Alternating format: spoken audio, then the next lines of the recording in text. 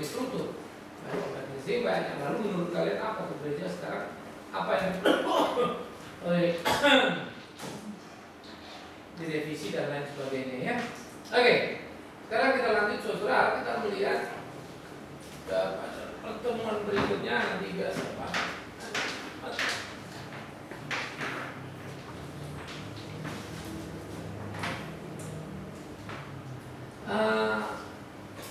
Di depan sebetulnya kita sudah bicara dua alat anugerah. Ini sedikit agak lompat-lompat. Dua alat anugerah di dalam gereja itu adalah alat anugerah itu maksudnya adalah alat untuk menyatakan anugerah Tuhan. Ada dua, yaitu pemberitaan firman dan sakramen. Sakramen kita akan ngomong.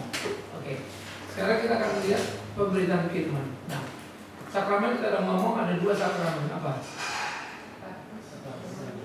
Baptisan kudus dan perjamuan kudus ya. Di Katolik ada berapa? 7 ya, tapi kita nggak bikin apa, nggak bicarakan itu. Nah, kita lagi membicarakan 10 di dalam sekarang pemberitaan firman. Jadi alat anugerah yang anugerah itu kan Tuhan berikan pada kita. Nah, alat menyatakan anugerah itu apa? Nah, ini tadi ya, pemberitaan firman yang kita dengar dan sakramen yang kita lakukan. Jadi apapun yang dilakukan baik sakramen maupun pemberitaan firman, sungguh-sungguh harus mampu berfungsi sebagai alat anugerahnya itu. Ya. Jadi anugerah Tuhan itu harus dinyatakan di situ, itu alat anugerah Tuhan. Perjamuan kudus kan mengingatkan kita bahwa Dia sudah mati untuk kita. Baptisan kudus kan mengikat kita kepada perjanjiannya yang abadi di dalam Dia. Nah, pemberitaan firman, ajaran gereja yang diajarkan ini harus diperhatikan. Artinya ajaran gereja yang diajarkan adalah apa yang ada di dalam Alkitab itu akan dirumuskan, nanti kita menyebut itu sebagai dogmatika, begitu ya. Nah, itu yang akan disampaikan. Jadi semuanya itu harus mutlak berdasarkan dan terikat pada kebenaran Alkitab, baik PL, PB dan tradisi rasuli. Jadi sebetulnya kalau ada khotbah yang nggak ada dasar Alkitabnya itu salah. Atau khotbah lalu memelintir dasar Alkitab, ya salah. Ya.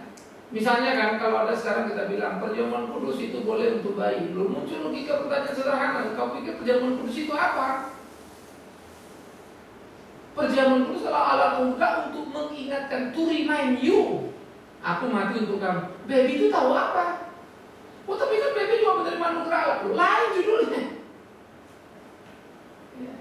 Seluruh dunia juga menerima anugerah Allah. Dapat matahari itu kamu semua juga dapat. Kenapa kamu ajak sekalian perjamuan kudus? Ya, itu beda. Sama seperti kalau perjamuan kudus kamu setahun misalnya bisa 6 kali gitu ya, atau ada 4 kali. Apa? Karena alat anugerah kalau kamu mau dibaptis tiap kali, tiap minggu datang baptis, tiap minggu datang. Kan enggak juga. Nah, rumusan seperti ini akan sangat perlu untuk dipahami. Sehingga bagaimana kita bisa mengerti. Jadi mutlak berdasarkan terikat pada kebenaran Alkitab itu pentingnya. Yang kedua, memperhatikan secara cermat fakta yang ada dalam sejarah gereja. Bagaimana gereja itu berjalan dari mulai era para rasul, merumuskan segala sesuatu, lalu era bapak-bapak gereja, supaya gereja masa kini itu jangan jalan gitu.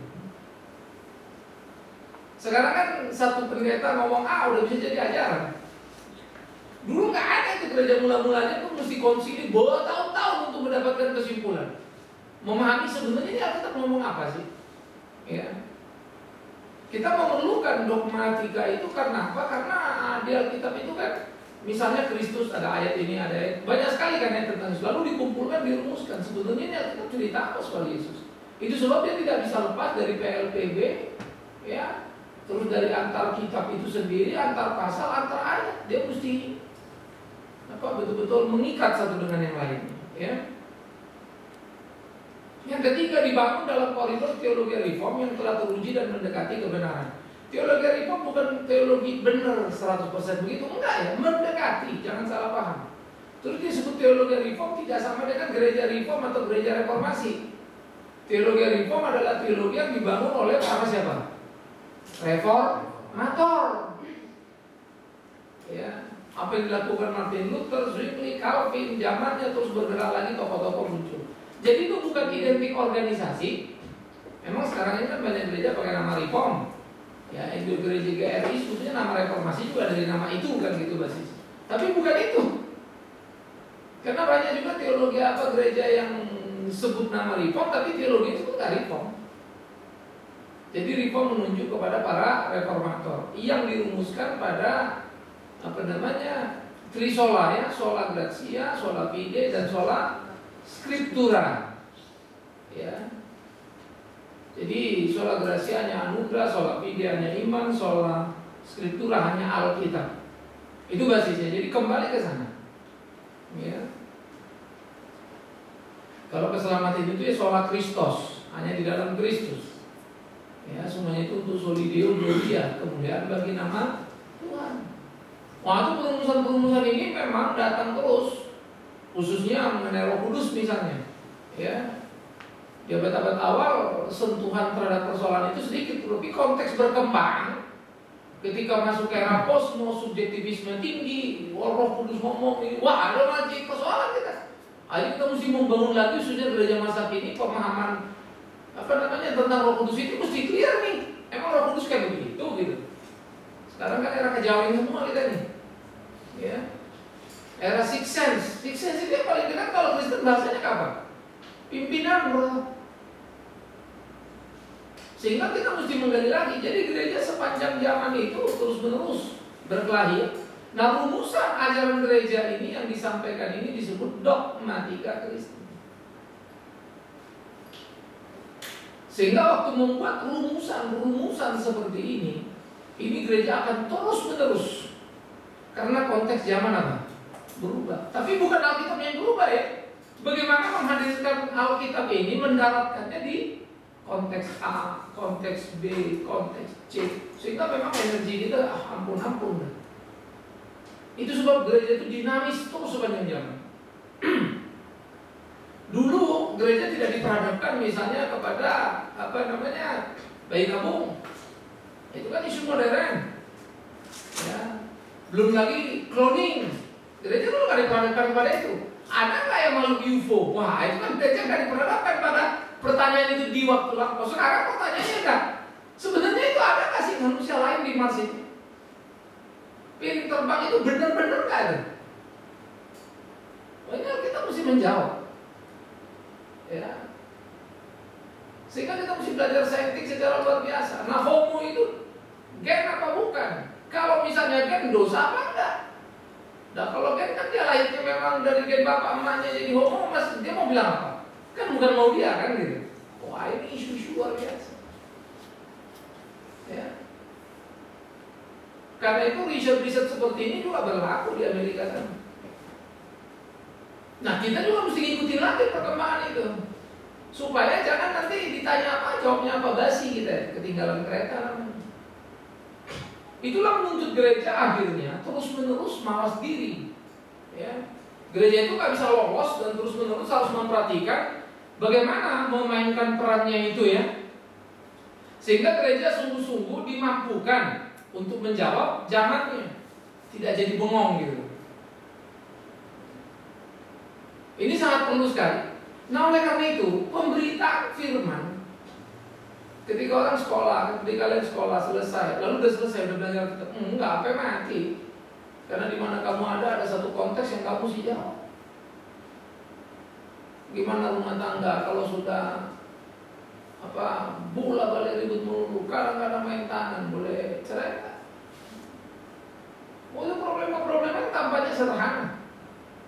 Karena kekerasan KDRT sekarang ini makin meningkat. Bahkan perumusan KDRT itu kan bukan cuma mukul, dengan kata-kata pun bisa.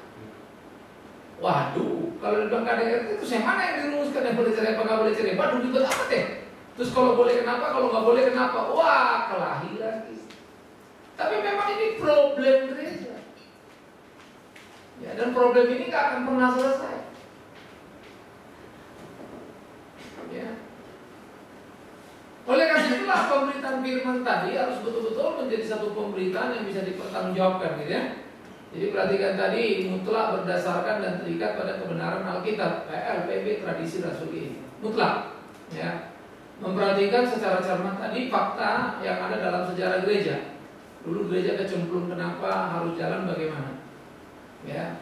Yang ketiga, dibangun dalam koridor teologi reform tadi ya, yang teruji dan mendekati kebenaran. Ya, ingat, teologi reform tidak sama dengan gereja-gereja yang memakai label reform atau reformasi. Ya, tetapi teologi yang dibangun oleh para reformator. Ya. Mengapa sih jadi itu omongannya standarnya? Karena gereja pernah salah jalan, lalu dikoreksi, dikembalikan. Sebetulnya pemikiran yang disebut pemikiran para reformator ini udah dibangun sejak awal oleh Agustinus, ya, Athanasius dan banyak bapak-bapak gereja udah membangun. Nah, reformator itu hanya merumuskan ulang karena pembangunan itu sudah sempat dibelok-belokkan oleh gereja pada waktu itu. Ya, jadi sebetulnya kalau dibilang reformator mengingatkan kepada semangat gereja sebagai eklesia apa? Hah? Apa? Eklesia apa? Kamu nanti kalau masuk ke sini pada baca nggak sih? Ya, kamu cepat baca. Eklesia reformator sampai reformator. Nah, makanya kalau masuk sini tuh ada di depan itu, baca dong. Ntar saya ujian itu aja. Jadi gereja yang dipanggil itu keluar dari kegelapan itu eklesia yang dipanggil keluar dari kegelapan menjadi milik Tuhan, yang terus menerus diperbarui. Jadi gereja itu tadi adalah orang gelap yang sudah dibikin terang, diperbarui hidupnya, tapi nggak berhenti pada proses dia berbalik bertobat, tapi terus menerus. Itu semangat yang disebut reform. Jadi kalau kamu juga terjebak lagi pada konteks masa lalu toh, kamu udah salah. Semua di reform gini-gini, lagi terus yang dulu ya. Loh, lihat dulu dong kiri kananmu sekarang kan begitu kan. Ini kamu reform katanya. Kalau reform itu terus menerus menjawab konteksnya. Jadi jangan balik lagi ke konteks masa lalu kita ribut. Yang kita ributkan zaman Calvin. Kalau zaman Calvin misalnya perempuan kalau tahu bikin dosa dibotak, dijemur depan gereja loh. Orang lewat lihat bisa di situ. Sekarang kalau kita bikin gitu, pelanggaran hak asasi manusia itu. Wah, perbuatan tidak menyenangkan. Waduh, itu gawat itu bisa. Oh, gereja tidak boleh takut. Ini bukan masalah takut. Jelas gereja akan menjadi batu sandungan kan.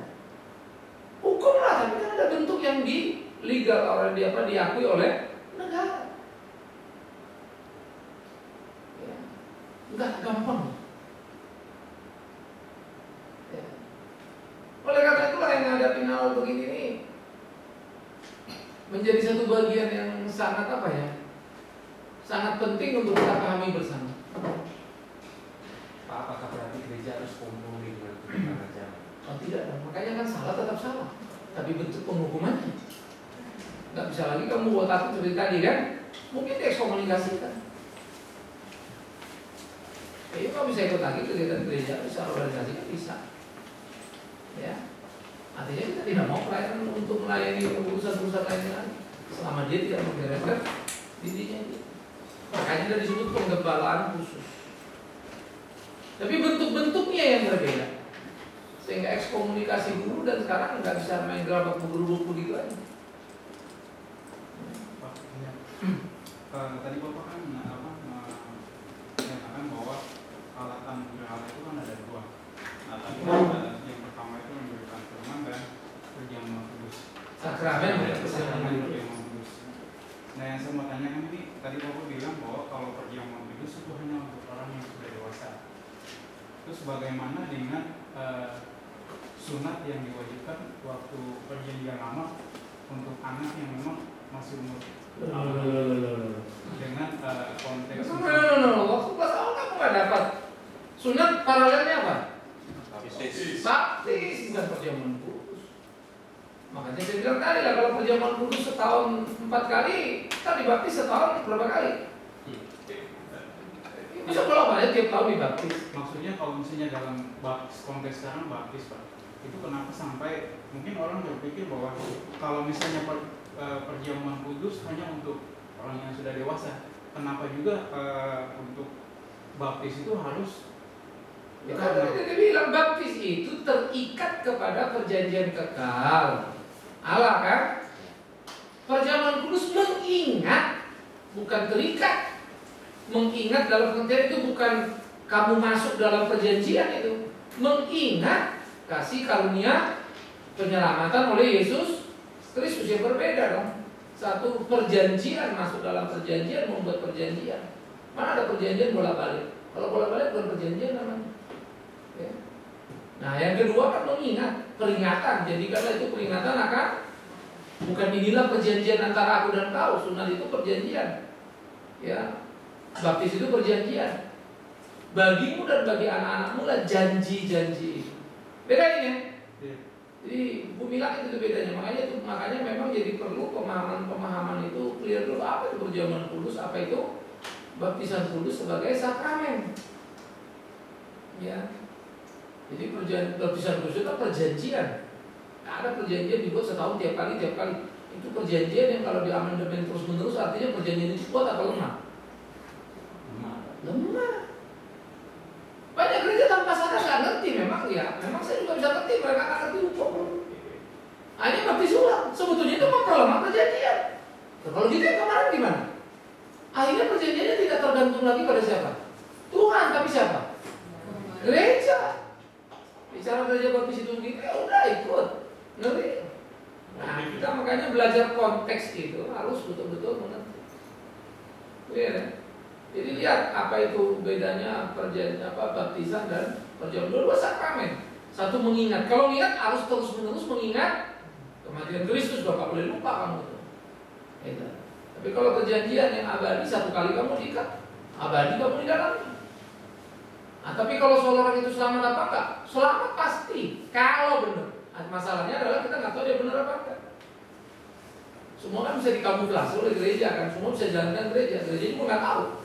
Itu yang dibaptis lempeng apa kagak?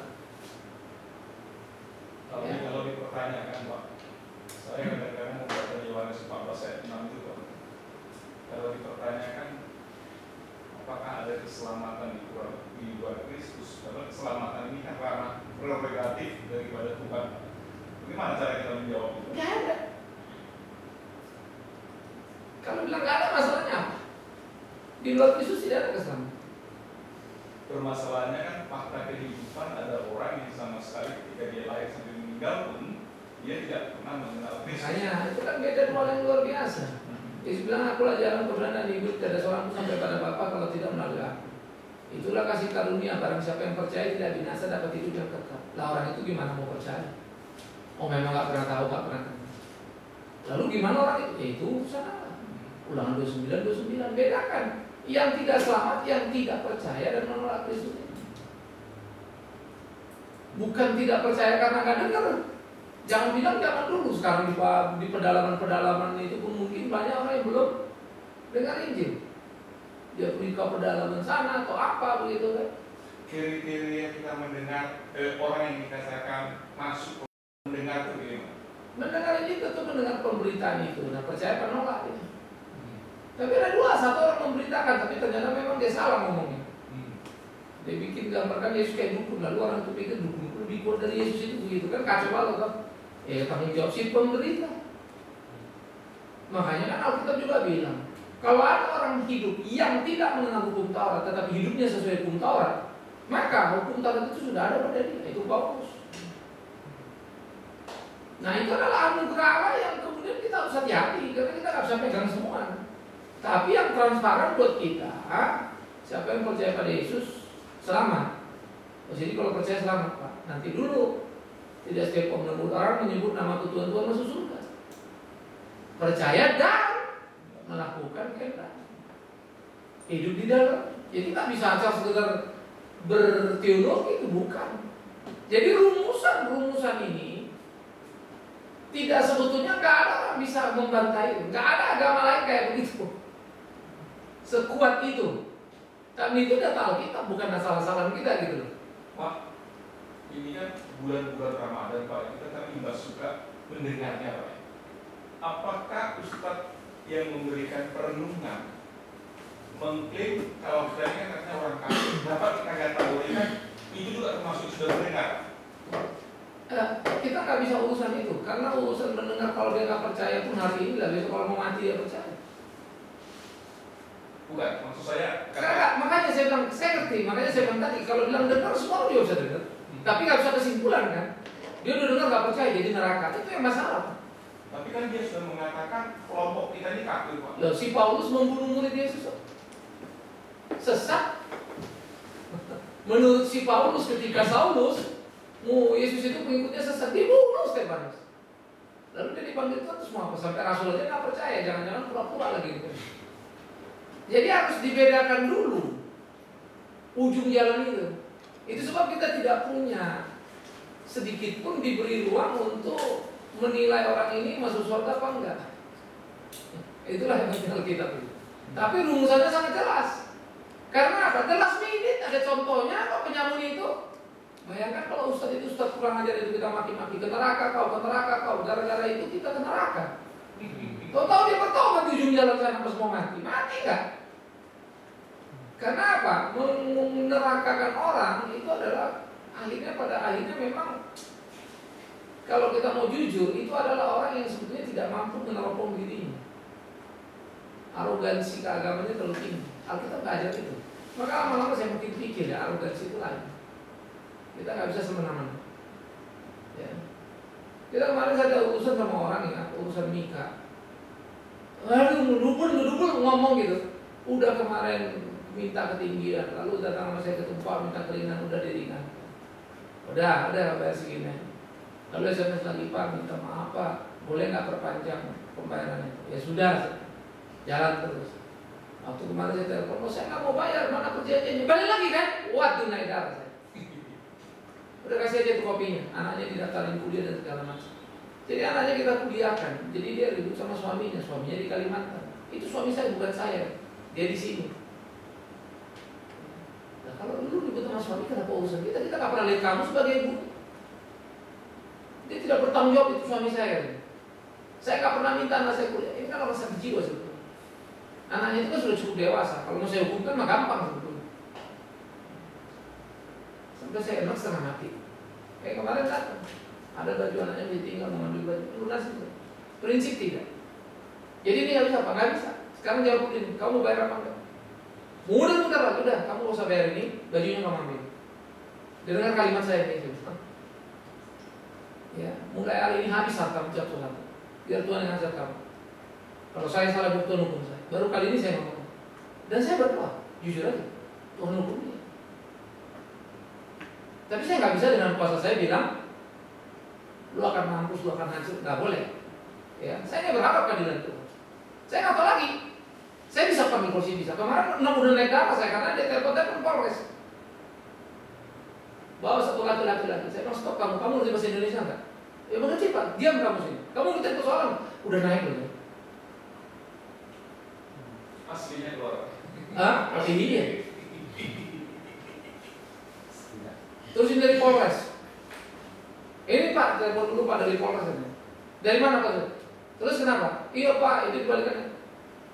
Loh, ini anaknya begini-gini. Iya, bagaimana persoalan? Kau tidak tahu persoalan, kau nelpon. Cari tahu dulu persoalannya, baru telepon. Saya marahin lagi. Masalahnya di Polres Pak, urusan kecil Pak. Enggak, saya justru pembunuh pun. Karena kalau urusan kita, saya suruh pengurus telepon Kapolri aja bisa kok. Kapolri kemarin pengurus kita salah satu orang teman saya baru pulang pergi ke Jerman yang nemenin Kapolri. Itu kan jadi bikin enak gitu loh. Tapi saya habis itu ya, terus saya berdoa. Habis dia pulang saya rasa nyesel juga. Kenapa nggak gue telepon sekali ada polisinya, Kapolresnya, gue suruh cari gitu. Tapi habis itu saya juga bahagia juga, jadi berkelahi gitu ini. Antara pride saya, harga diri saya. Ya, karena paling kalau urusan dari situ letnan. Kalau Kapolres nggak bakal begitu, dia utus-utusannya. Ya. Karena saya bilang, kenapa gue nggak tanya namanya siapa ya? Langsung suruh yang lain-lain monitor Pak Kapolres namanya siapa, suruh telepon. Gampang kita kalau Pak Kapolres aja mah. Cuma lalu saya pikir-pikir gila ya, sakit juga ya. Yang saya paling marah adalah karena yayasan dituduh mengambil keuntungan. Wah itu naik darah. Bahwa anaknya itu seakan-akan dikuk masuk ke yayasan, mau dikerjain, dikasih sekolah lalu dikerjain untuk bayar murah. Di depan matanya anak-anak kita yang sarjana kan di atas sudah ada. Tapi yang dasarnya saya pikir orang gila ya pada. Cuma satu, gila kan? Tapi kalau gila aku keluar ya repot juga ya. Nah, mendingan aku waras. Begitu. Nah jadi kalau saya bilang tadi kita nggak bisa kadang akhirnya memahami hal-hal yang ada area yang kita juga sampai nggak tahu mana yang baik. Akhirnya cuma diam. Tapi buat saya nggak baik sebetulnya. Menurut saya, karena pride saya terganggu banget gitu. Tapi kemudian saya pikir dari Tuhan, gini amat ya gitu. Ya. Saya lagi nemuin kasus satu lagi kan memang pencemaran nama baik kan kita ada juga. Udah ketakutan saya mati mau damai. Tapi mau damai dia bawa teman-temannya kan sudah damai. Wah kita kan mesti hati tulus Pak gitu. Wah ngamuk lah aku. Kamu ini tahu ngomong apa enggak sih? Jadi rupanya dia udah kita mau gugat kita tunda mau damai. Saya nggak masukin kan, belum masuk ke pengadilan. Ke polisi. Nah datang mau damai. Ada satu teman.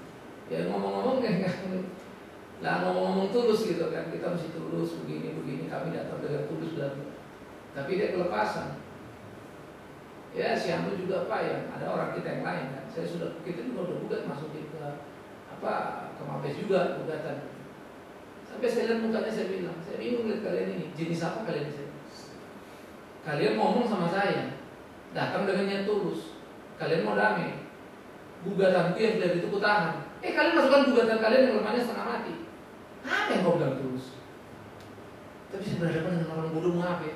Otak saya ini terlalu cepat jadinya stres berat tuh.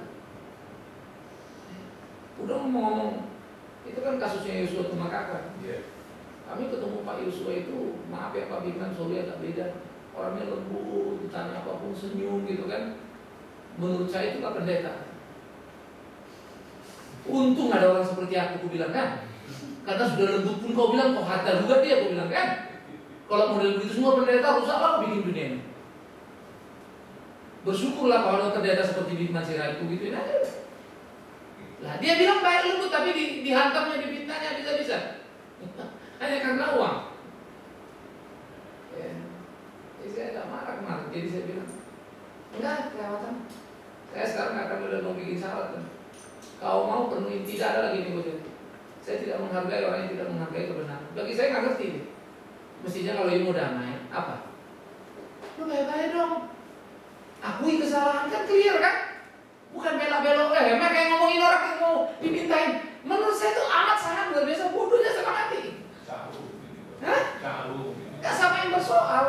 Jadi mereka merasa kepintaran. Sampai saya bilang sorry ya, kita nggak level diskusi begini. Saya buang waktu untuk ketemu kalian. Kerjaan saya terlalu banyak. Lepas lagi kami yang percayalah Pak, nanti ya nggak apa-apa lah, nanti kita sambil oleh Tuhan kami percaya Tuhan selalu bela kami gitu kan. Jadi sampai saya bengong. Aku nggak tahu kenapa kau yakin Tuhan bela kau, aku bilang kan. Kalau Tuhan sertai kau, tapi di sini Mika sudah sejarahnya itu sudah kalau 5 bulan ceritanya kerja 1 hektar jadi 14 hektar. Sarjana udah ratusan lulus dari sini, 350 juta tiap bulan keluar. Saya pun nggak tahu kalau bukan Tuhan.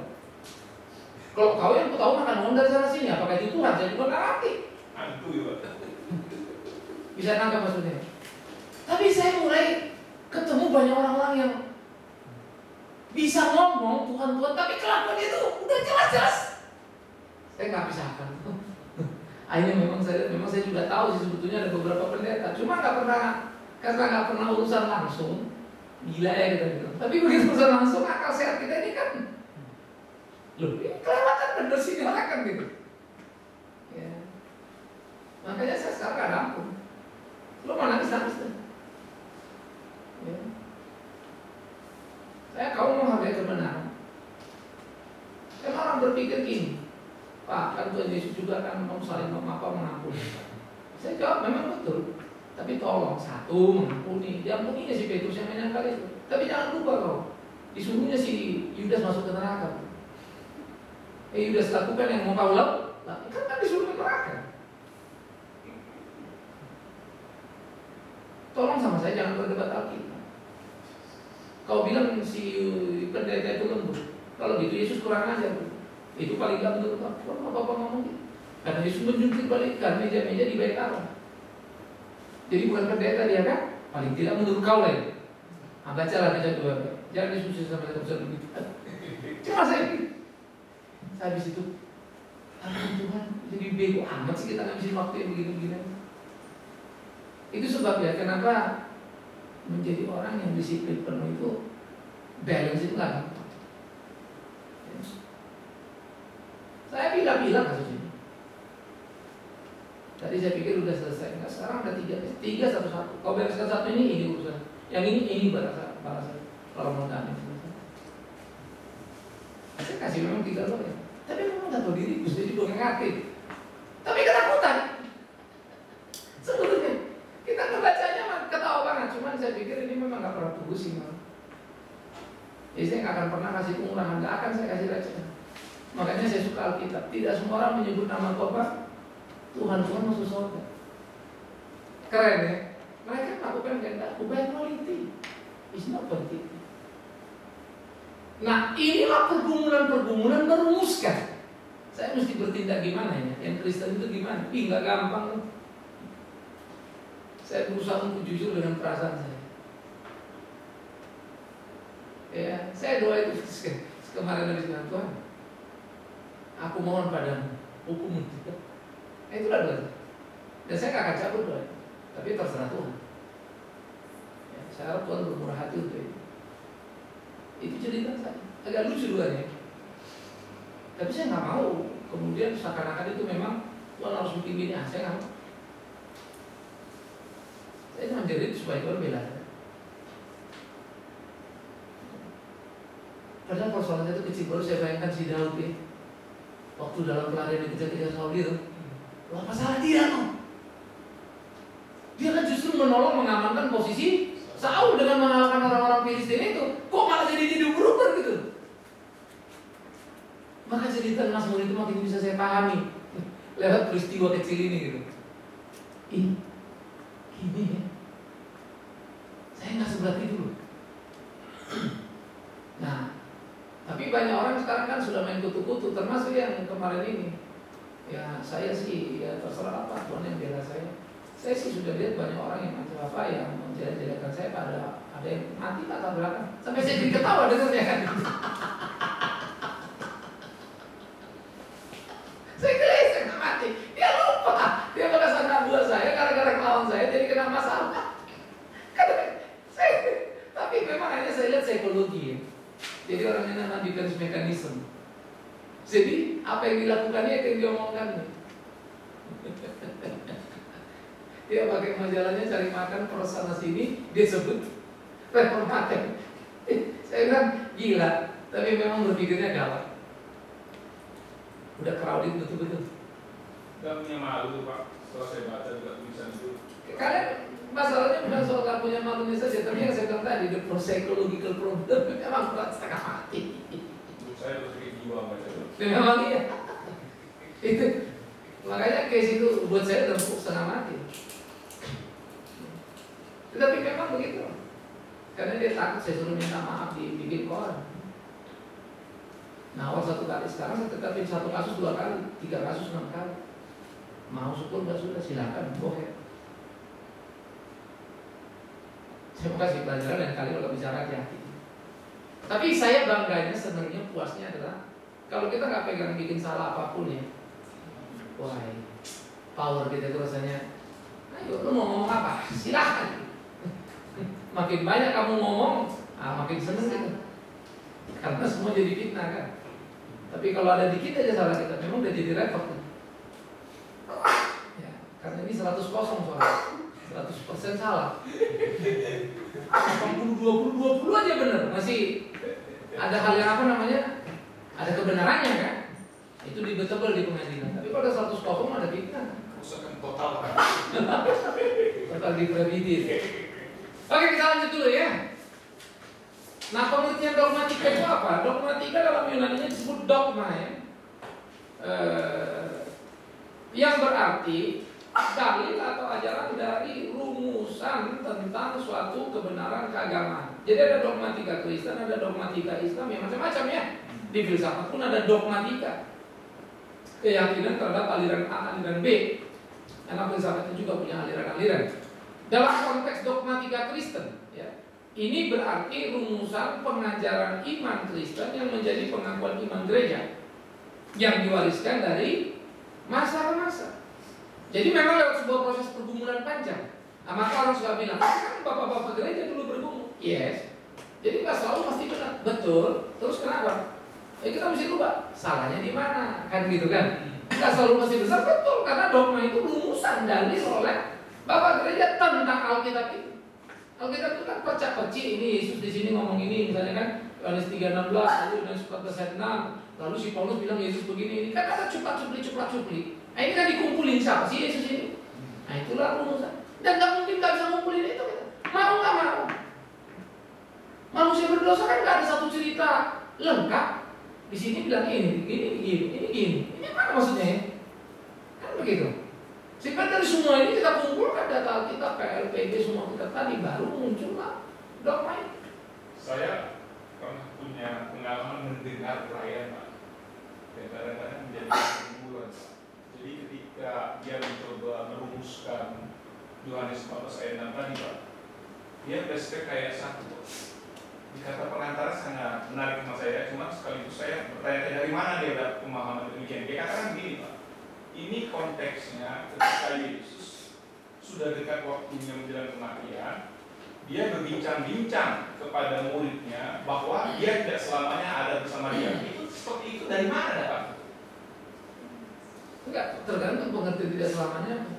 Begini, Pak, seolah-olah yang saya dengar dari uraian dia itu bahwa Yesus sudah dekat. Ya.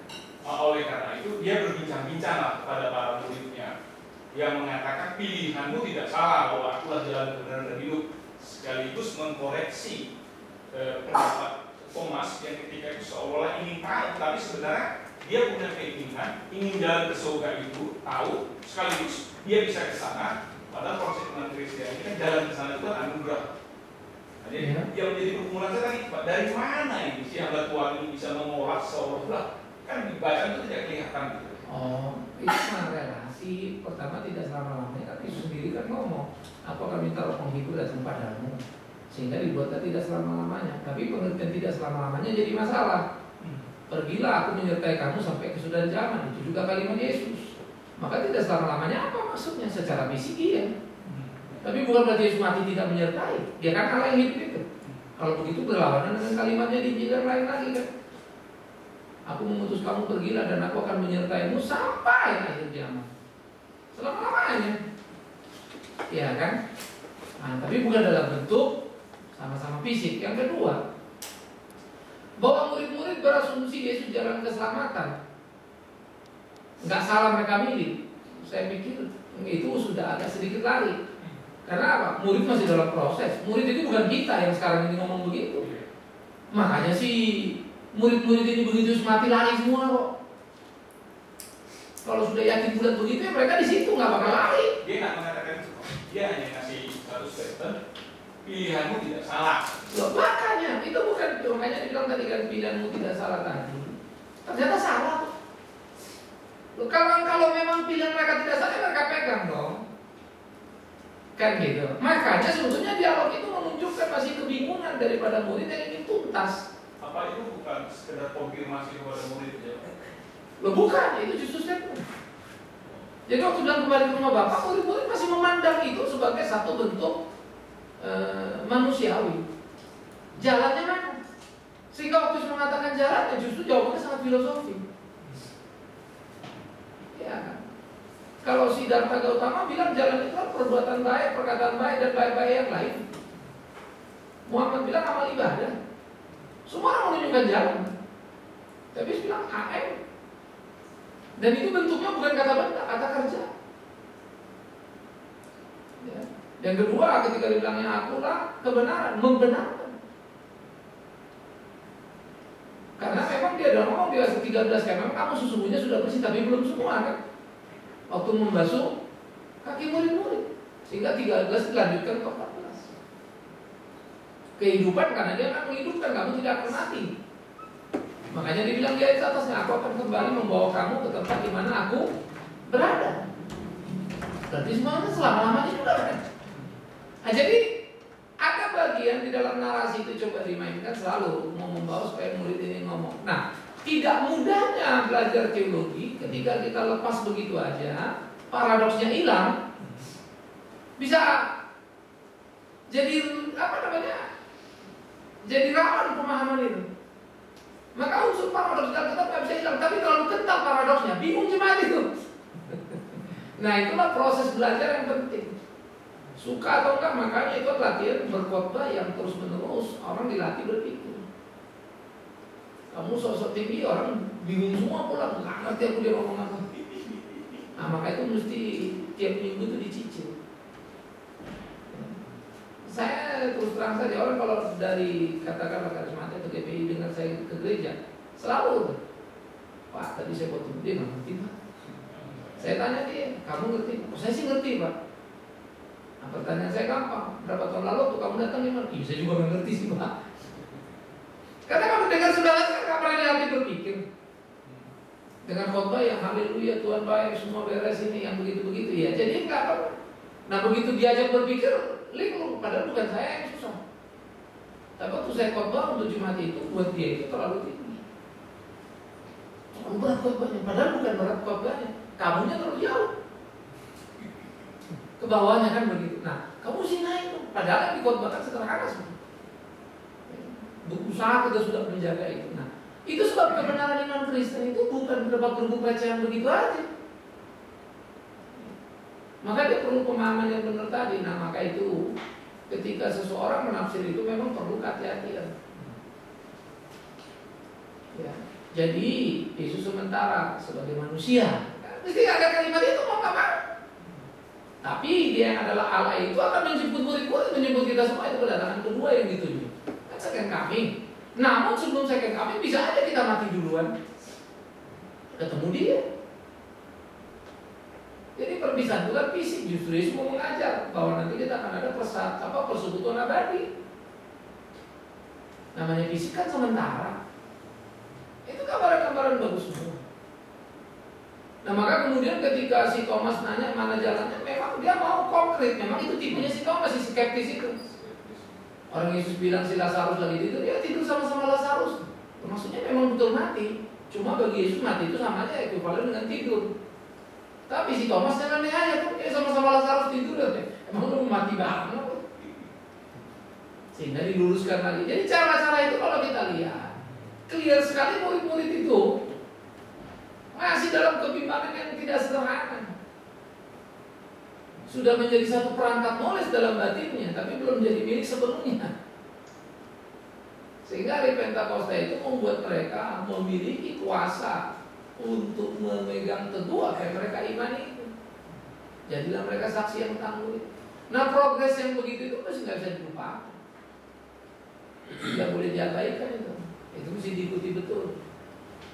Nah ini yang sering kali hilang dalam paham banyak orang. Jadi akibatnya apa ya? Kadang-kadang kalau saya bilang, ya ilah sedih amat ya. Jadi lari dari yang semestinya. Nah oleh karena itulah di dalam bagian-bagian seperti ini perlu untuk kita sadari, kita pahami bersama bagaimana mau memahami sebuah kebenaran seutuhnya. Ya. Itu sebab membaca Alkitab ya, teksnya, konteksnya, ya, alur pikir, situasi orang ini itu kan disebut observasi. Siapa sih yang nanya si Thomas? Kenapa si Thomas nanya gitu? Itu cari semua Alkitab itu kan. Ternyata kalau ini memang si skeptis banget. Sudah teman-temannya cerita Yesus sudah bangkit. Gak percaya aku kalau belum masukkan. Gendang memang gitu dia. Mana jalannya? Mana tangannya? Itulah Thomas. Thomas ini masukkan. Diam dia. Nah itu pun masih ditanya menarik. Yesus kan udah bangkit tubuh kemuliaan kan. Kira-kira tangannya bolong gak ya? Loh kalau bolong gak mulia dong. Nah, kalian pikir baik-baik. Ayo, taruh tangan jarimu itu, masukkan ke tanganku yang berlubang. Emang tangannya lubang? Kalau lubang kan ngeri juga, berarti bangkit nanti kita sesuai begitu kan? Makanya kalian sebelum mati ke salon operasi plastik kan, supaya bangkitnya begitu. Terus gimana? Memang nggak ada itu, nggak ada lubang. Ditemukan. Tapi kalimat itu mau mengajarkan bagaimana, ya, to remind Thomas. Aja Thomas nggak begitu. Karena apa? Kalau ini lubang, kepalanya apa? benar-benar sederhana itu kan. Berarti sesuatu itu tuh sadis itu. Pas disalib itu kan, sampai saya bilang nggak ada satu orang pun pengen melihat dia. Tapi kan Thomas kan kalau nggak salah kan menjamah Pak. Enggak, jangan salah kau. Terus kan salah. Kan kau bilang kalau nggak salah bukan sudah salah udah. Kan itu kan Salah udah. kalau kalimat respon dia, Nggak ada, nggak berani. Ya Tuhan Allah. Ya nggak maju dia. Ya laku. Masuk kemari kau, nggak ada jalan dia. Ya Tuhanku ya Allahku langsung nangis. Bukan dia pegang, bener bolong. Ya Tuhanku ya Allahku Di sekolah minggu diajarin gitu Pak. Salah sih. Nah, jadi kalau kita lihat itu sebetulnya banyak aspek karena gini, itu yang kita bilang. Kalau kita bilang iya, misalnya ada tangannya memang lubang, ya berarti kepalanya juga bekas-bekas duri semua dong. Mukanya apa? Lembab semua kan. Persis kayak saya bilang, nggak ada orang yang pengen melihat dia. Karena wajahnya tidak tampan, rupanya pun semua orang pun nggak pengen lihat. Karena hancurnya dia di aniaya. Sadis itu. Lututnya masih lecet-lecet semua, gampang mengenalin justru ya. Yesus itu masih ada bolong-bolong. Kakinya bolong. Wah, pakai hedik aja nih kalau kayak gitu. apalagi kalau dibalikkan punggungnya, baru 39 anak campur itu. Kan bukan campur 40 kurang 1. Syah, ini tulang semua berat. Ngeri. Tuh kepala bolong-bolong tuh karena duri yang sana itu. Oh duri di anyam begitu. Keras. Dan tajam cet itu kayak jarum begitu. Jadi kalau paku itu ya, ini beda ya. Kalau paku kan ini ujungnya ini. Kalau dia memang dari bawahnya begini sih. Jadi masuk mundur sampai ujung itu.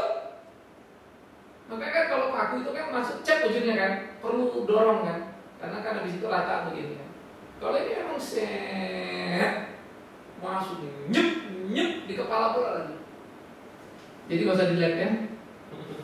Untuk memastikan. Nah nanti itu jadi perdebatan orang. Maka kita bilang, nanti dulu kalau kau bilang itu memang ada, konsekuensinya panjang. Kira-kira memang betul ada toh. Lalu apa itu kemudian? Kalau makan, yes, kita akan makan minum di surga. Tapi makan minumnya lain dengan kualitas di sini kan gitu. Ini perlu juga untuk hati-hati.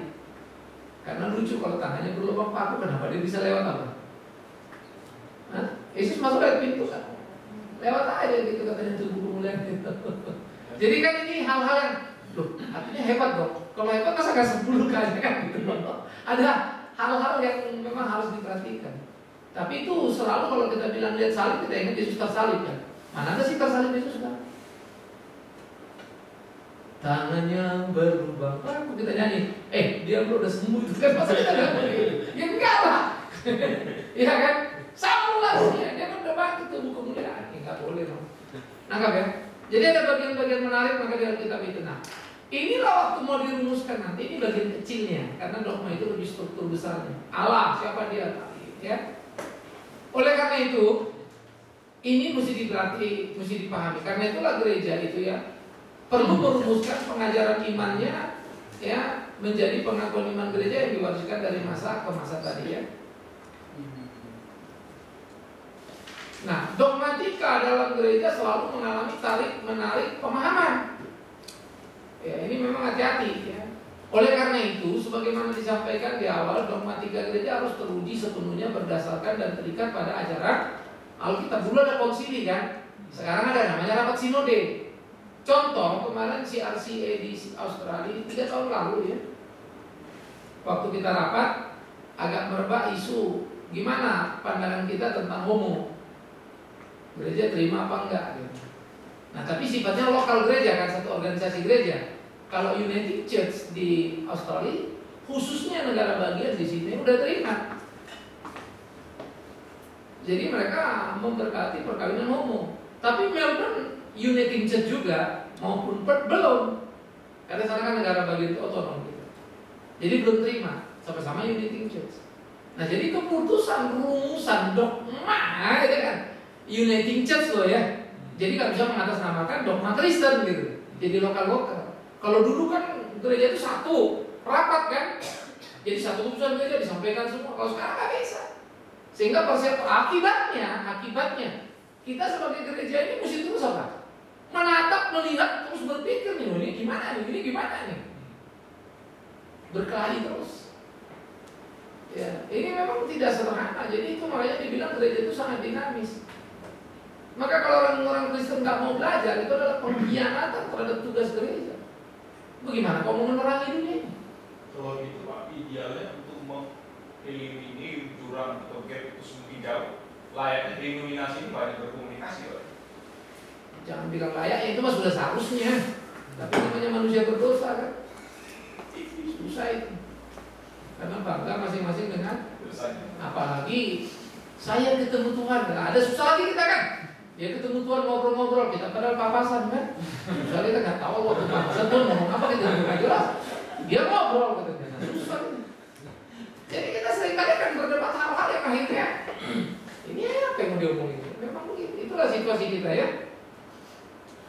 Karena itulah dikatakan ya, bagaimana sebetulnya dogmatika Kristen itu belajar bagaimana terikat terus-menerus ya, dan bagaimana memahami rumusan Alkitab yang sesungguhnya. Ini kerja keras yang tidak pernah berhenti ya. Nah, proses dogmatika itu ya, jika dalam PL dasar dogmatika gereja terikat pada hukum Taurat dan terurai dalam kitab-kitab Musa. Nanti kitab para nabi itu meneruskan ya. Jadi basisnya itu begitu ya. Kalau dalam PB, contoh menarik adalah keputusan rapat para rasul yang diajarkan pada semua umat di Kisah 16 ayat 4 itu kan rapat tuh. Gimana ini tentang makan minum, gimana ini tentang sunat. Ini karena ketemu apa? Ada Kristen Yahudi sekarang masuk Kristen Yunani yang kagak pernah sunat. Apa mesti disunat juga? Yahudi udah otomatis sunat semua kan. Lalu kemarin mereka ini nggak makan darah. Yahudi, ini orang Yunani makan darah, gimana nih? Rapat langsung dirumuskan. Perumusannya menarik. Hendaklah kamu menjauhkan diri dari darah dan seterusnya, makanan berhala dan seterusnya. Tapi di sisi lain Paulus sendiri ngajar makanan berhala nggak ada. Maka di situ dibilang bukan tidak boleh, menjauhkan supaya kamu jangan menjadi batu sandungan. Orang Pentekosta bacanya salah kan gitu, di PB juga tidak boleh. Padahal jelas-jelas menjauhkan. Karena dia membaca Alkitab dengan frame yang sudah ada. Nah itulah susahnya. Ya, memang iya. Makanya kalian pikir gampang jadi pendeta, lebih gampang jadi jenderal. Tidak, menghindari, jangan ribut. Bukan, ya jauh nggak tersentuh namanya. Tapi bukan tidak boleh, itu hal yang berbeda. Ya. Ya dia makan soalnya, makanya dia nggak makan, jadi mau dia bapak nggak boleh ngomong gitu. Tapi kembali lagi ke ini apa Roma 14 itu. Apa? Kalau kamu makan udah jangan ribut. Kalau dia makan kamu jangan menghakimi dia begitu. Ya, bagus lah, berarti kau makan. Ya, Kau makan apa enggak? Makan jangan Enggak tahu, aku mau tanya kau makan apa enggak? Pasti enggak kan? Ya tahu ya aku. Cuma kalau udah ikut ABC jadi kau pakai layar gitu ya, nggak apa-apa lah. Apa lah aku jalan? Pegang nggak lu pikir. bagian makan jangan dihakimi, bagian makan jangan ribut. Bagian nggak makan jangan ribut. Loh iya, makanya kan aku bilang tadi. Makanya kan aku tanya tadi kau makan enggak? Makanya udah ada kemajuanmu, biasanya nggak makan ribut. Kenapa makan? Kalau yang makan nggak pusing. Lo kagak makan bodo amat, aku makan. Yang ribut itu selalu ya nggak makan karena rasa itu benar. Tapi kalau dia udah ikut ABC selangkah lebih baik.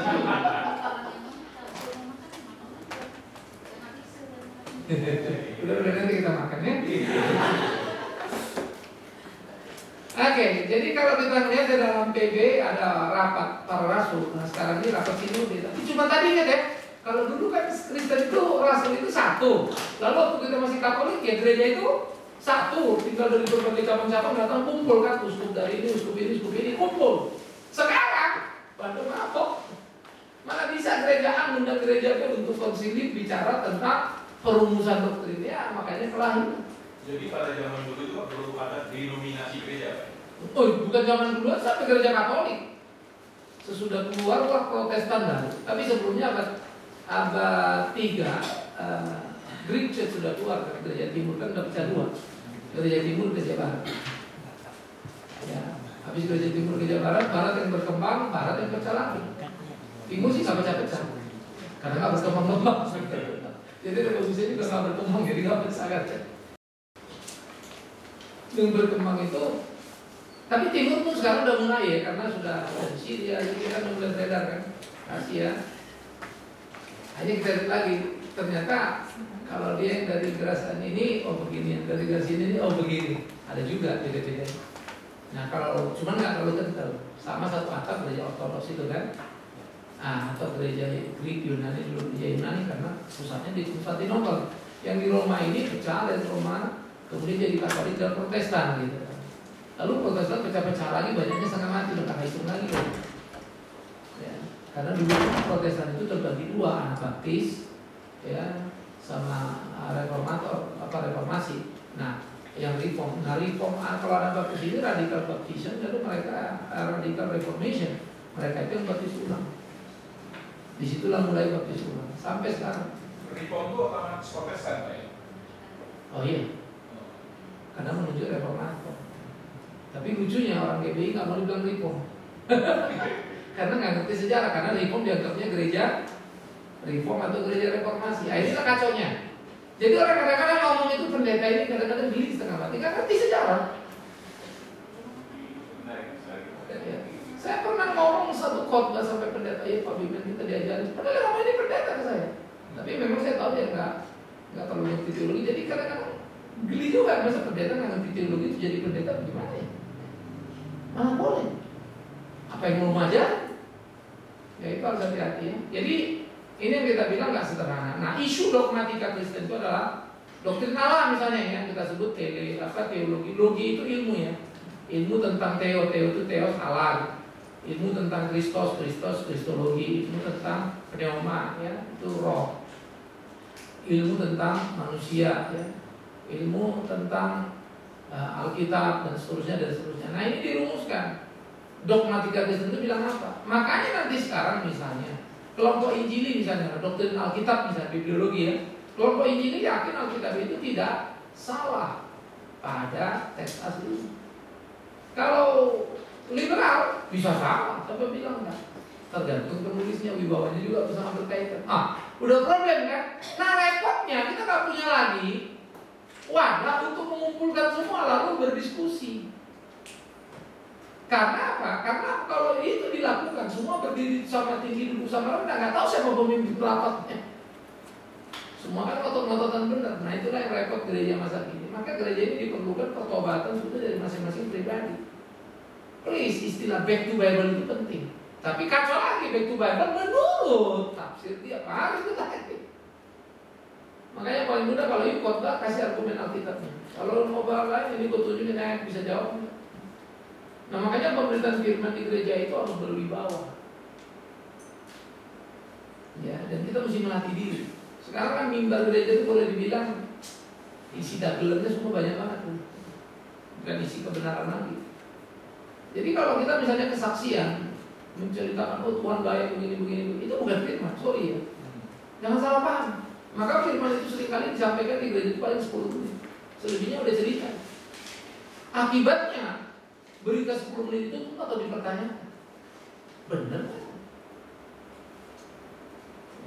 Maka kalau kesaksian sudah terlalu panjang ya, berbanding pemberitaan kacau. Dan pemberitaan itu gak boleh cerita. Ayat Alkitabnya dasarnya apa? Penggaliannya ada. Maka lihat orang Bapak, dia baca ayatnya. Terus dia ngomong-ngomong, kau perhatiin ayat itu kan? Atasnya, kirinya, kanannya gimana? Lalu dia jelasin baik. Kebanyakan enggak.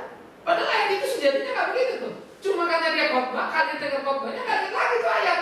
Kacau lah semua. Lalu keluar pulang, ribut lah satu sama lain. Oh ini gini. Karena gak baca Alkitabnya sih. Ya, maka kalau kita latih ya, khotbah itu ekspositori. Khotbah paling gampang itu tematik. Comot ayat sana, comot ayat sini. Dari barat sampai ke timur berjejer pulau-pulau kan, berjejer ayat-ayat sudah. Jadi khotbah, seakan-akan dia pak khotbahnya banyak sekali ayatnya dihafal. Hafal apanya? Itu kesalahan. Jadi kita nggak bisa main comot-comot begitu. Nah makanya bilang ekspositor itu menjadi penting untuk menggali semua. Apa sih? Alkitab ini maksudnya bukan kamu nggak penting dalam pemberitaan itu. Alkitab itu penting.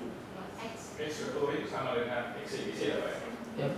Kan ekspositori itu adalah tugas eksegese di dalamnya. Eksegese itu mengambil lalu kita rumuskan jadilah khotbah. Tugas eksegese nggak bisa enggak. Kalau kesaksian itu eksegese. Dia mau saksian cari ayat, dicomot ayat. Saudara benar, saya itu berdoa pada Tuhan. Tuhan memberikan. Betullah kata kitab suci. Mintalah kepadamu akan diberikan. Dibacanya Matius 7 ayat 7. Lu pada dia fokus.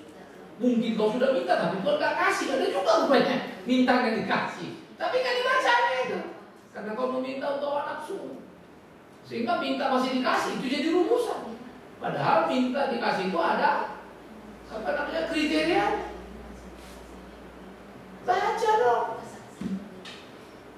Doa-doa orang kalau sepakat ya luar biasa loh. Matius 18. Padahal itu soal pengadilan. Gak ada dua orang sepakat itu hebat. Itu soal kepengadilan diputuskan. Sepakatlah orang dan saksi ini bahwa itu salah. Itu diterima Tuhan. Masih sering itu Pak. Justru. Saya juga kadang-kadang setelah Bapak jelaskan itu, tapi fakta yang saya hadapi itu 2-3 orang berkumpul Tuhan hadir. Jadi kalau Bapak bilang kalau satu emangnya Tuhan nggak hadir. Jadi kadang-kadang orang setelah sudah S2 mesti ucapan itu agak terganggu juga gitu. Masalahnya memang ketika orang tidak mendalami penuh, otomatis di sini kan 2-3 orang persekutuan. Nah, makanya kita bilang ayat itu banyak kali pendeta-pendeta banyak yang salah. Karena sebetulnya karena kita nggak memperhatikan konteks. Persekutuan memang betul Tuhan hadir. Kan dari kumpulan orang percaya. Tapi kalau itu dikaitkan dengan kehadiran Tuhan, 2-3 jadi sebuah prasyarat kan gawat. Tapi kan kalau kita ngomong di mana 2-3 orang berkumpul Tuhan hadir, saudara kita 2, berarti 1 enggak dong. Karena jadi tanpa sadar dia prasyarat. Ini legalitas hukum.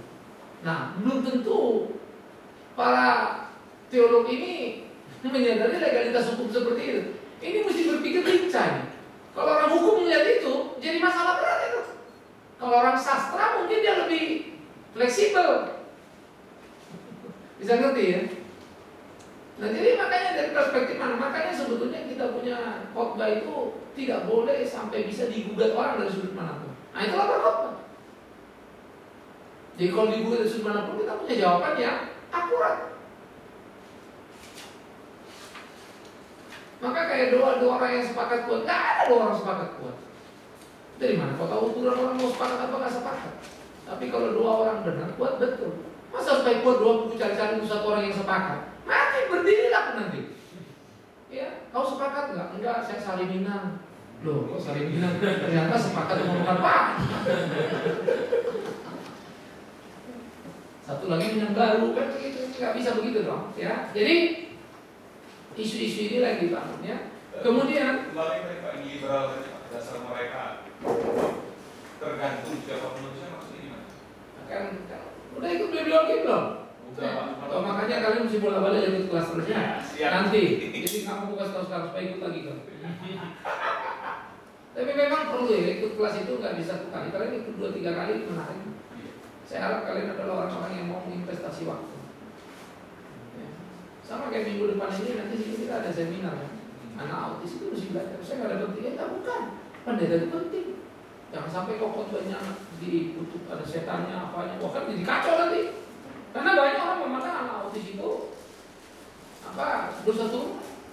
Jadi kacau. Padahal semua orang juga terkena dosa turunan. Nggak perlu autis. Sehat juga dosa turunan. Nah, tapi itulah kengerian. Ini contoh-contoh. Jadi cara pandang itu memang sangat berpengaruh. Memandang Alkitab sebagai buku seperti si Kalbat misalnya kan, bukan buku itu kan ada di bawah. Jadi itu lebih di bawah tulisan yang panjang, ya, lebih di bawah tulisan Timotius daripada Sinjas, begitu. Nah kalau sudah ada lebih di bawah kan ada lebih benernya kan, kacau balau semua. Tapi bukan tanpa argumen ya. Jadi isu dogmatika Kristen yang sudah dirumuskan dalam doktrin-doktrin tadi itulah diajarkan kepada jemaat ya.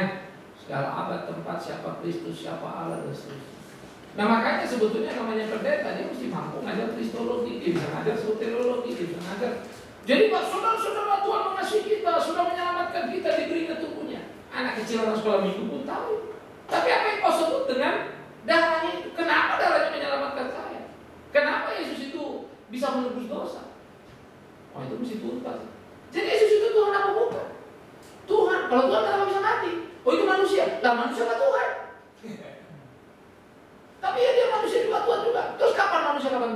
Waktu dia makan dia manusia, waktu ngampuni dosa Tuhan. Jadi gonta ganti. Nah itu rohnya. Nah lu mulai bingung. Ya satu pribadi dua natur, ikut kristologi kan begitu ceritanya ya. Jadi ABC lah terus menerus pokoknya seumur hidup ya. Jadi semua rumusan doktrin tadi kan ada kelasnya ya. Dogmatika sudah seharusnya menjadi apa? Pemersatu gereja. Namun dalam realita ada banyak masalah yang muncul ketika organisasi gereja mengabaikannya. Nah ini jadi PR gereja yang bisa diabaikan. Gereja harus berani introspeksi. Sekarang kita kacau balau aja. Kekacauan sekarang ini sudah amat sangat parah. Ngeri loh. Karena apa? Dunia kita sekarang mau bilang ini sesat, susah. Kalau dulu apa namanya ini, saya bilang sesat gitu kan, cepat. Karena konsili gereja satu suara. Sekarang bilang sesat, dilaporin ke Komnas HAM, mati. Kan ya. Saya makin lihat baru ngerti loh. Kenapa Tuhan bilang makin hari makin jahat. Karena semua sekarang main degree aneh. Ya, itu sebab kita perlu betul-betul memahami Alkitab itu tajam. Ya, saya juga minggu lalu mencoba setelah mendapat pemahaman dari Bapak. Arti gereja adalah wadah orang yang dipanggil Tuhan. Kalau begitu kan berarti orang yang mempercayai adanya Tuhan di dalam diri Yesus Kristus sebagai juru selamat. Saya bilang, kenapa gereja kita GKI melayani ibadah pernikahan orang yang tidak seiman? Yang tidak seiman berarti tidak percaya. Wah, itu masalahnya panjang pasti sudah besar nih. Ya, nggak panjang itu pindah loh. Kenapa sih sampai gitu? Pindah selesai. Nggak jauh kan jarak paling berapa kilo? Mat, kasih tau Mat, katanya Mat. Diam aja loh. Pak, sementara di pemahaman saya dogmatika itu berbicara tentang doktrin puncak yang kira-kira kalau boleh dilihat wujud nyatanya adalah ada dalam pengakuan iman rasuli dan itu kalau boleh dikatakan sekarang ini sifatnya dalam tanda petik final. Orang-orang mengakui itu final. Tapi kalau dilihat dari konteks bagaimana pengakuan itu dibuat, itu kan menjawab banyak konteks di belakangnya. Misal perdebatan antara Yesus dan Athanasius tentang tingkatan Allah dan segala macamnya gitu. Dan apalagi kalau melihat sekarang ini banyak hal-hal yang lebih bersifat dinamis gitu tentang yang menyinggung tentang hal ini. Nah, sebenarnya yang dimaksud dogmatika itu apakah sesuatu yang benar-benar telah dipaparkan seperti dalam pengakuan iman rasuli atau bisa sesuatu yang baru kemudian dicarikan solusi, dibuat semacam konsili bareng-bareng untuk dinyatakan bahwa ini adalah sebuah dogma gitu. Gini, kalau kita bilang tadi yang ini udah final. Ya. Nah, konten Alkitab tidak berubah. Konteksnya bagaimana menghadirkan ini, bagaimana menjawab ini dengan apa yang sudah ada di sini. Nah, tetapi itu tadi liberal misalnya kan nggak mau lagi terikat di situ, itu dianggap masa lalu punya pikiran. Jadi kontennya berubah. Ada keselamatan nggak di luar Yesus? Ada. Boleh nggak menikahkan tadi kasih iman? Boleh.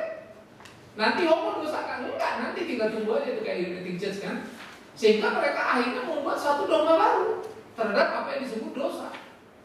Yang dulu kita bilang dosa, dia bilang tadi. Bagi kita itu tetap dosa. Tapi bukan berarti kita mengabaikan pelayanan terhadap homo. Bukan berarti kita memusuhi homo. Menolong mereka kembali kemana? Jalan yang sesungguhnya. Itu pelayanan harus ekstra.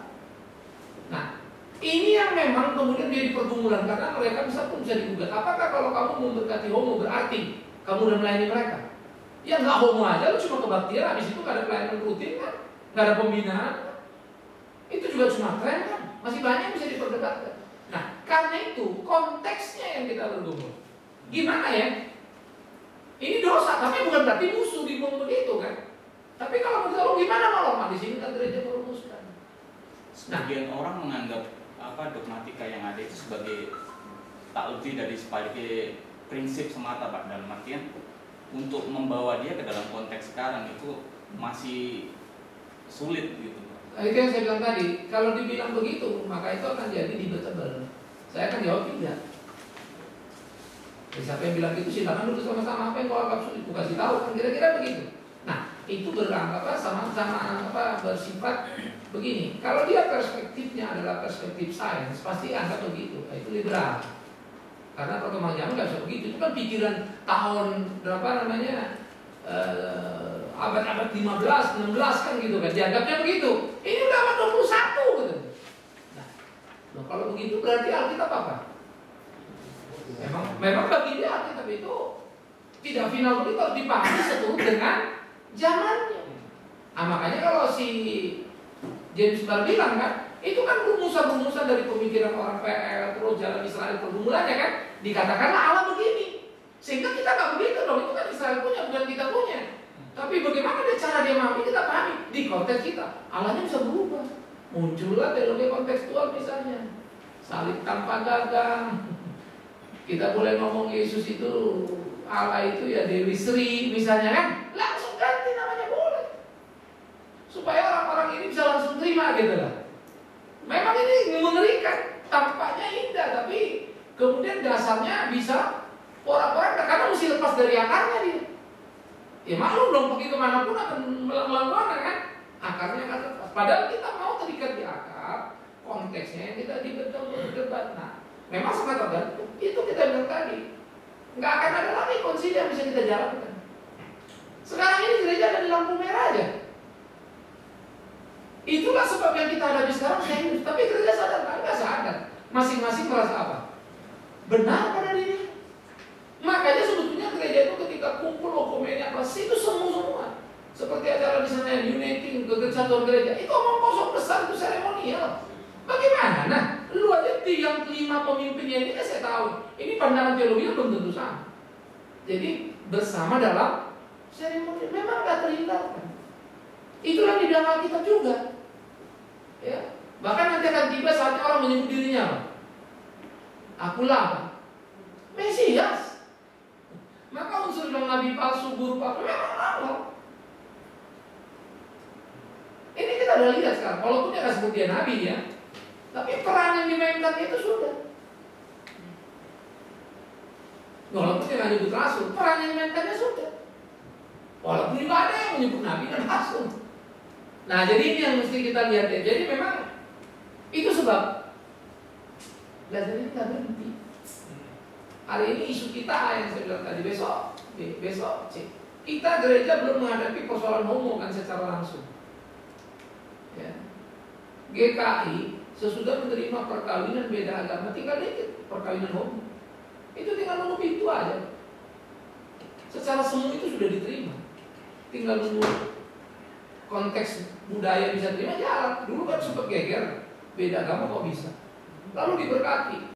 Tapi nanti dia balik agamanya tetap. Jadi gawat kan. Dulu kita mesti ke Australia kalau mau beda agama. Sekarang Indonesia. Cerai boleh dengan alasan. Cukup kalau sudah nggak saling menyenangkan, kalian nggak susah mau gimana? Di legalitas oleh gereja. Sehingga nanti dulu cerai itu syaratnya berat. Sekarang makin ringan. Cukup karena nggak cocok lagi itu mau diputus dibuat apa? Ya juga ya. Ya udah. Kawin lagi boleh atas apa? Kasih. Daripada dia berzina kan mendingan kawin lagi. Nah lu Proses kawin siri juga. enggak, sekarang kawinnya bukan siri, kawin apel. Ada manis ya. Jadi memang ini kita memang betul. Itu makanya masih sangat panjang. Nah sekarang kita coba lihat pengakuan iman tadi. Kredo kita. Aku mengaku itu Latinnya itu credo. Adalah pengakuan iman gereja. Aku mengaku artinya ya mengatakan, memahami apa yang kukatakan, menaklukkan diri pada apa yang kukatakan, ya, mentaati apa yang kukatakan, yaitu itulah yang kupercaya. Nah, pertanyaannya kepada siapa dan bagaimana? Di dalam Alkitab menarik ya, pengakuan iman itu khususnya di dalam perjanjian baru progresnya kelihatan sekali. Ya, di dalam perjanjian baru dikatakan begini, pengakuan iman Petrus.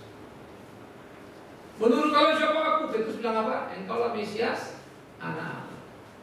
Kalau di dalam PL ada pengakuan iman yang paling luar biasa. Sesudah Musa memberikan 10 hukum itu, Yosua pernah ngomong apa? Itu puncaknya. Pilihlah kepada siapa kalian beribadah. Allah orang Amori atau Amalek itu, yang nenek moyangmu bengkak-bengkok itu. Tapi aku dan sisi rumahku apa? Beribadah kepada. Wih, pengakuan imannya dumor, keras banget gitu ya. Berbeda dengan yang lain. Nah, di PP itu ada si Petrus, lalu ada kepala pasukan. Itu kepala pasukan lebih ironisnya, dia kepala pasukan Roma. Waktu Yesus disalib dia lihat, dia bilang apa? Sungguh orang ini anak. Ya. Lalu iman Thomas, ya Tuhanku, ya Allahku, la ilah illallah. Itu kalimat syahadat itu.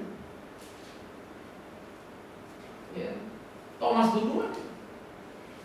Dengan segala keunikan, maka kita melihat pengakuan iman itu muncul karena apa sih? Orang itu atau apa? Atau roh? Makanya ketika si Petrus ngomong, Yesus bilang apa?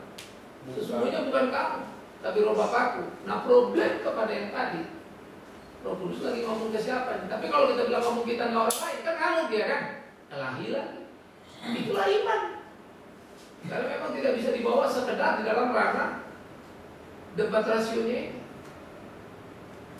Seni beriman itu ya, dan rasio itu memang luar biasa. Maka dia harus menjadi duet yang pas. Dia nggak boleh duet. Ya, tapi jangan kebablasan duetnya, sehingga suara satu suara duanya pala semua, kacau balau jadi. Ya. Nah, bagian Alkitab lainnya kemudian dirumuskan sebagai pengakuan iman Nisea. Tadi itu misalnya tentang siapa Yesus ini. Ya. Dia dilahirkan bukan diciptakan. Satu pribadi, dua natur. Nah, itu muncul semua. Ya. Nah, kemudian ini kan Indonesia kan panjang. Bahasanya sangat filosofis, kental banget kan. Nah, sehingga muncullah pengakuan iman Rasul yang sejak abad 19 itu menjadi pengakuan gereja, boleh dibilang milik gereja seluruh dunia. Ya.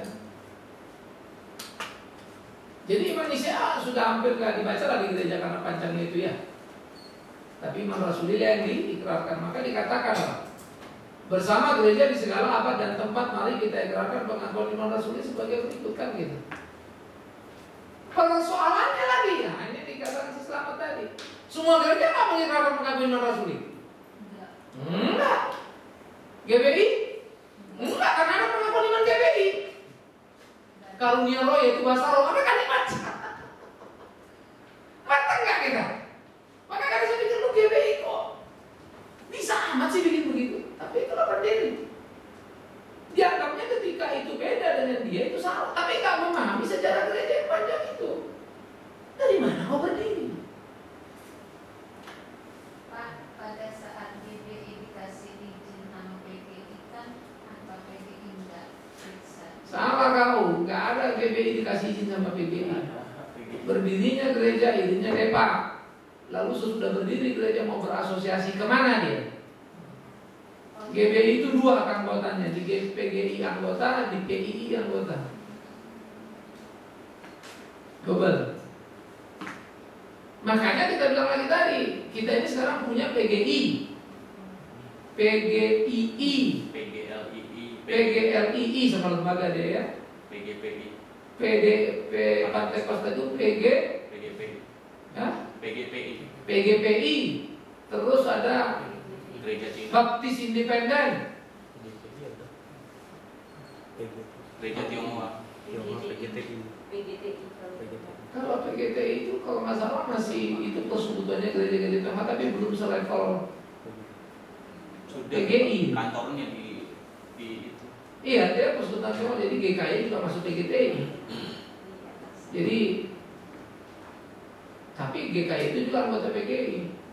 Kok bisa dapat? Ya, GBI juga double, karena gereja-gereja Tionghoa kumpul, bikinlah PGTI, Persekutuan Gereja Tionghoa Indonesia. Walaupun jadi lucu kan, persekutuan gereja tapi Tionghoa tapi Indonesia. Nah, Tionghoa Indonesia bagaimana ceritanya? Kalau Batak Indonesia kita ngerti, memang Batak itu sukunya Indonesia. Tapi sekarang Tionghoa jadi dianggap suku. Memang jadi ribet sebetulnya. Jadi Protestan itu dari masa kontak. Oh iya, independen belum lagi. Kayak kita begini, gereja reformasi Indonesia belum masuk satu pun. Tapi kita nggak akan bikin sendiri. Cuma kita memang mesti hati-hati dulu mau masuk kemana. Terlalu banyak. Tidak terhindar harus masuk. Bukan terlalu banyak, banyak kali. Jangan lebih mau pegangan. Makanya kita bisa tiap kali ya. Itu gunanya. Orang kan. Makanya kita bilang, kita punya problem yang sangat serius. Memang yes. Dan ini nggak akan berhenti loh ya. Ntar orang nggak puas pecah lagi pasti gitu. Dulu PGRI itu aturannya begitu. Dulu kan cuma satu, DGI, Dewan Gereja Indonesia, lalu jadi PGI. Masih ada deh. Keluar. Memang penyakitnya orang Kristen itu rasa paling benar. Karena berorganisasi kita tergolong anak kaya. Beda pendapat ini ribut, beda pendapat, padahal mestinya diuraikan. Teman memang, nah ini repot lagi. Ada memang yang prinsipil, kadang-kadang yang membuat orang jadi bubar. Karena PGI dianggap sebetulnya kumpulan kebanyakan gereja di dalam. Sehingga muncullah PGR, Persekutuan Gereja Lembaga Injili, untuk melakukan itu. Jadi repot juga sih. Padahal ke teologi kan boleh lah kita sama-sama Kristen, tapi kalau mau beda memang mau gimana disamain kan ya. Nah perlu kedewasaan. Tapi dengan payung-payung yang tambah banyak tadi itu apa yang disebut sebagai konsili, ya konsilinya PGI, ya tetap aja akan mengkristal apa? Justru mengkristalisasi apa? Perbedaan. Karena yang jadi putus gini kan, nanti yang PGI putus gini, yang Pentekosta, makin kristal, dianggap legal, dianggap sah. Nah itu repot lagi, karena menemukan payungnya. Belum ada konsili misalnya, yang diikuti oleh PGI, PGRI, Pentekosta, ini konsili misalnya kan, nggak ada. Kalau Katolik enak. Iya. Tapi kalau jangan pindah lah ya.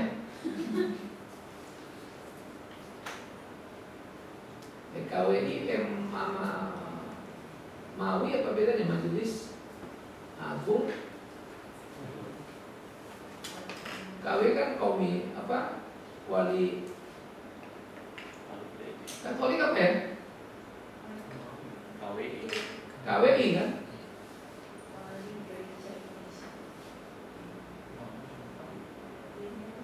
Apa ya KWI itu kok?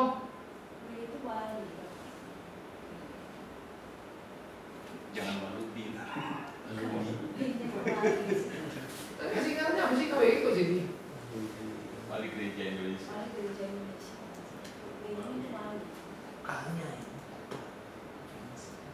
Kayaknya itu apa ya? WI Komisi Konferensi Indonesia. Iya, karena dia KWI itu di bawah Vatikan. Bedanya Luther kata di Indonesia masuk Asia Pasifik kan. Tapi kayaknya nggak langsung ke Vatikan semua di tiap negara. Ya. Dia paling tinggi uskup ya. Kalau wilayah itu kardinal ya. Oke, nah inilah pengakuan Iman Sanusi. Kita coba kita baca sama-sama ya. Nanti biar saya tunjukin bagaimana progres itu. Nah tapi tetap ada pergumulan yang serius nanti. Kayak 1, 2, 3. Aku percaya kepada Allah, Bapa yang Maha Kuasa, Khalik langit dan bumi ya. 1, entar dulu ini Allah kan? Oke, ini tentang Allah ya. 1. Tapi kan gak dibilang Allah itu roh atau bukan. Nangkap ya? Banyak bisa ditambahkan kan? Tapi jangan lupa, ini intisarinya dulu nih, kepada Allah Maha Kuasa, kali artinya dia pencipta langit dan bumi. Udah, jangan bicara dulu roh apa ya, nanti pengakuannya bisa wanjeng lagi kan. Yang kedua, dan kepada Yesus Kristus, anaknya yang tunggal, Tuhan kita, yang dikandung dari Roh Kudus, lahir dari anak darah Maria, yang menderita sengsara di bawah pemerintahan Pontius Pilatus, disalibkan, mati dan dikuburkan, turun dalam pada hari yang ketiga, bangkit pula dari antara orang mati, naik ke surga, duduk di sebelah kanan Allah Bapa yang dan akan datang dari sana untuk menghakimi orang yang hidup dan yang 2, 3, 4, 5, 6, 7 6 poin ya. Oke. Allahnya berapa poin? 1 poin kan? Kristologinya 6 poin. Kenapa?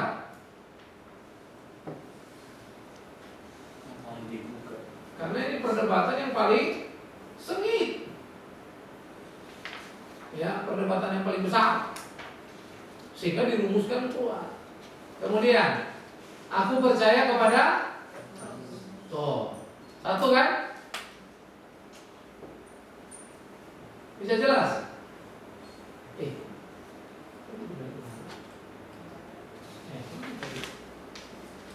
Aku percaya kepada Roh Kudus ya kan? Nah, ini saya kasih dulu ya.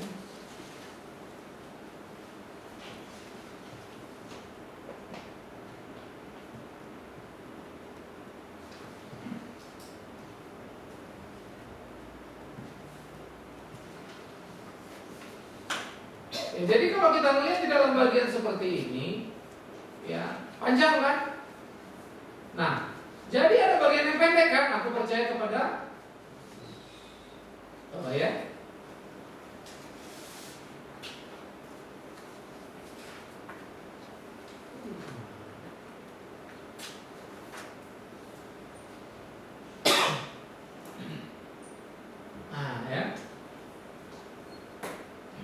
Jadi begitu aku percaya pada Roh Kudus sedikit ya. Sekarang isu kita soal apa?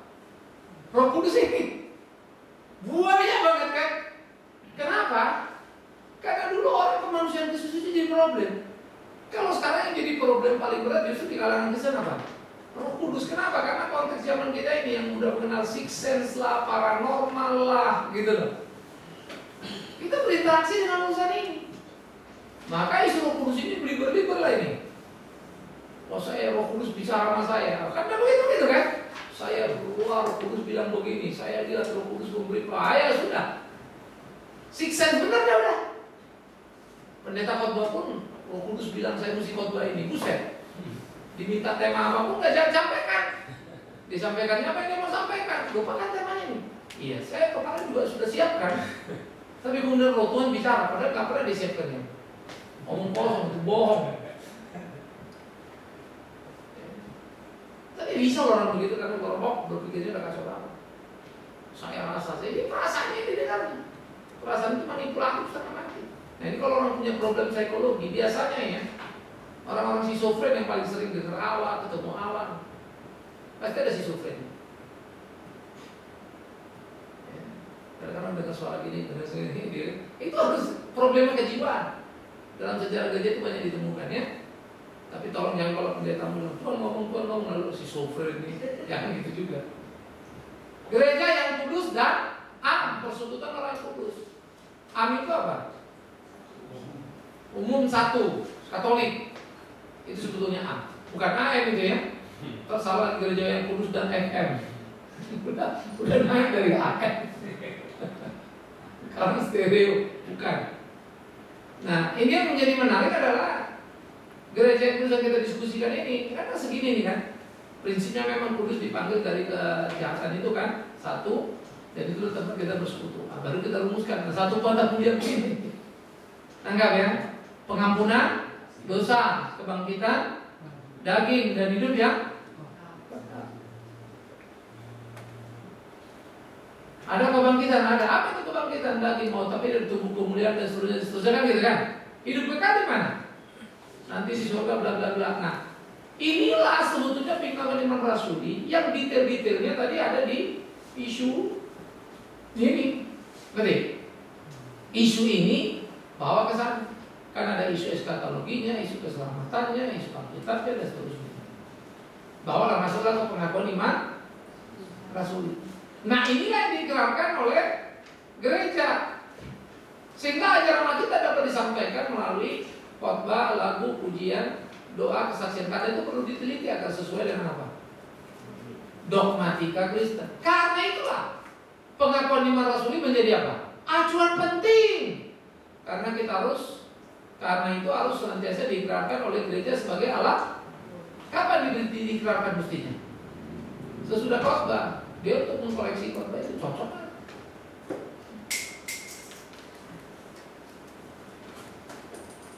Nah, nanti sesudah pendetanya khotbah, makanya simbolnya pendeta mengenai khotbah dikasih apa?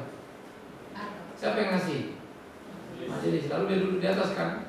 Lalu dia khotbah, selesai khotbah, pengakuan iman rasul. Habis itu turun, selesai kan bubar. Dia turun kan? Selain apa? Siapa yang terima? Diterima nggak? Tergantung. Khotbahnya miring apa enggak? Kalau khotbahnya miring nggak sesuai dengan rasul, jangan terima. Itu simbol. Silakan Pak. Jadi suruh dia pegang terus sertifikatnya, salah-salaman. Tapi itu jadi gereja tahu jemaat bahwa itu nggak diterima. Ya, memang akhirnya bahasa basi. Loh bukan. Nanti sesudah itu baru besok ada penjelasan dari pada khotbah berikutnya.